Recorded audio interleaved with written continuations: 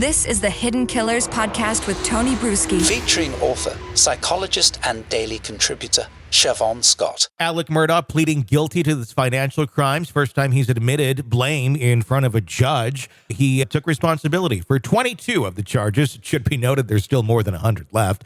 But 22 he had taken responsibility for. We'll see if that continues as the other charges are brought. And one of the things that he said of why he decided to take responsibility for it, it was to show his son responsibility. Well, I'm glad he's deciding to step up and be a dad now. How about you?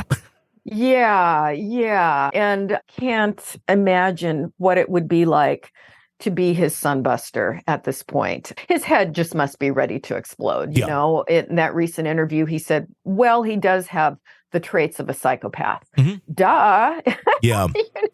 I think we can go beyond he has the traits of to he's a pretty glaring example of a psychopath. Sure. And the idea that this is going to benefit his son in some way is, it's like way too little, way too late here.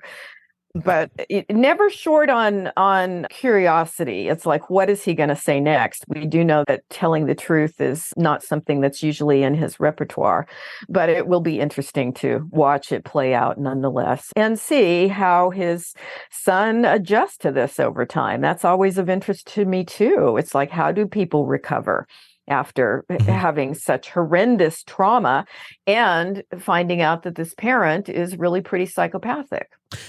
His son, Buster, in that interview on Fox Nation, when asked, do you believe he did it? He said that he did not believe that his father did it. And when asked why, it was because I've seen a side that no one else has. And he certainly has. He was there. He was in that house every day. And he claims that he saw the love, he saw the care, he saw a family that was not murderous, that his father was not ever exhibiting any desire to kill anyone.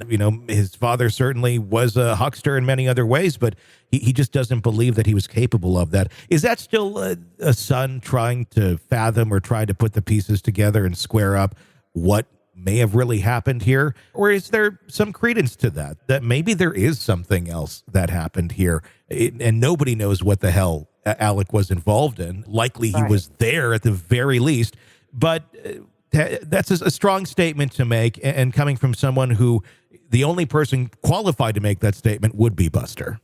Right.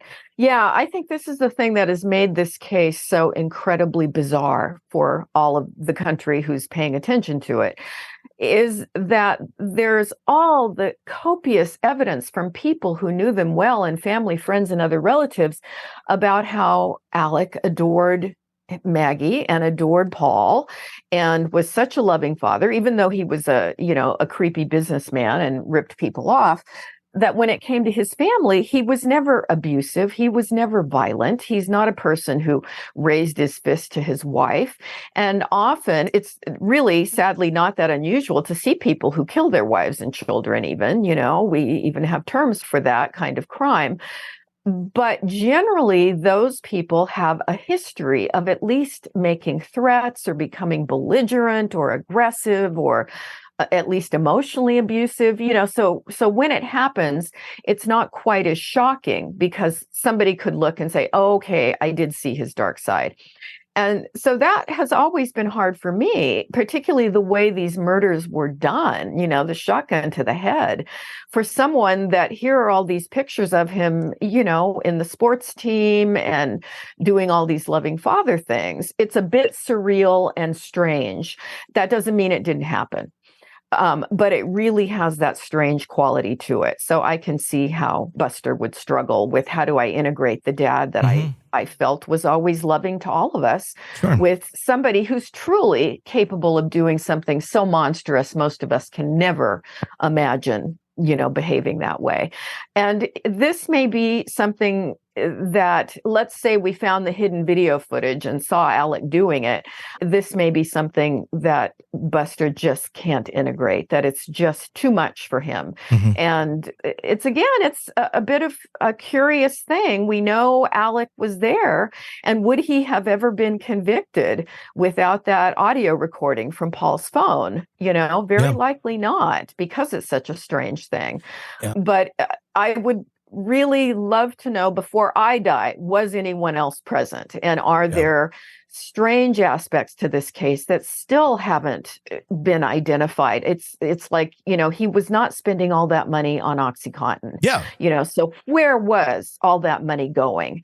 And then this, the cousin person. Cousin Eddie. Yeah, Cousin Eddie, he does not present as a fine, upstanding man, So to what extent are there still secrets? I do think that we may never know, but I do think that there's more to the story than has come out at this point. Cousin Eddie Smith made a claim on the new Netflix documentary that is out, season 2 of it now out, about what happened when he allegedly shot at Alex Murdaugh in that suicide/murder attempt. Cousin Eddie now making the claim that Alec asked him to kill him. And then when Eddie said, well, I'm not going to do that. I'd do almost anything for you, but not that. And I'm paraphrasing. When he said, why would you want me to kill you? Alec's response was apparently because they're going to be able to prove that I'm responsible for Maggie and Paul. I find it odd that Eddie is making this statement now. Why now? There actually could have been far more advantageous times for him to come out and say that. Plea deals and things of that nature. But he's making that claim now. Not the most reputable of individuals, but what's your take on that? Yeah, my impression of Cousin Eddie is pretty much the same as Alec when it comes to telling the truth. He's going to say what's self-serving at any given time. And my guess is if you interviewed him at different times on different days, you would probably get a different story every time, or there would be different details brought out. And it's all, what is he coming up with on that moment?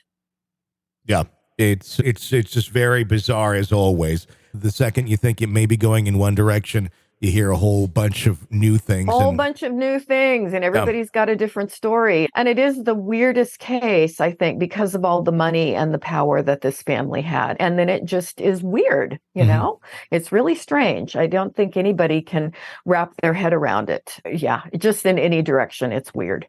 This is the Hidden Killers Podcast. Want more? Start binging on all of our true crime podcasts right now through Apple Podcasts and get an ad-free experience when you sign up to be a True Crime Today Premium Plus member exclusively on Apple Podcasts. More of the Hidden Killers Podcast dropping soon. Press subscribe now.